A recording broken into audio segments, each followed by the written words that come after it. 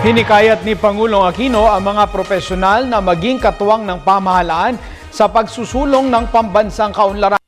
Kanyang pagsasalita sa ika-40 anibersaryo ng Ateneo Professional Schools, sinabi ng Pangulo na dapat manindigan ang mga dalubhasa sa kabutihan ng lahat at hindi sa pansariling interes lamang.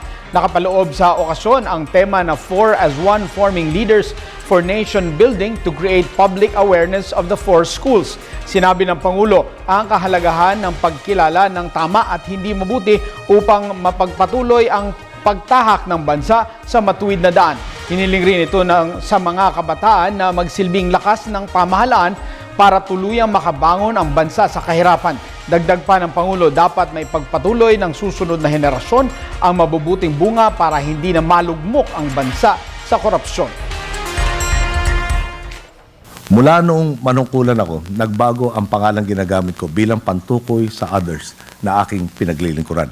Tinawag ko silang mga boss dahil habang ginagabayan ko sila ay ginagabayan din nila ako. Tapos na ang panahon kung saan wala silang kalaban-laban at pakinabang sa pagkilos ng pamahalaan. At ang nangyayari ngayon ay isang sama-samang paghakbang sa tuwid na landas. Alam ko na malayo pa ang kailangan lakbayin. Pero kung sa ganitong pagtingin, hindi magtatagal ay mararating din natin ang isang mas maliwanag na bukas. Maganda siguro magtapos bilang paalala sa isa sa mga katagang ibinahagi sa atin ni Padre Roque Ferriols.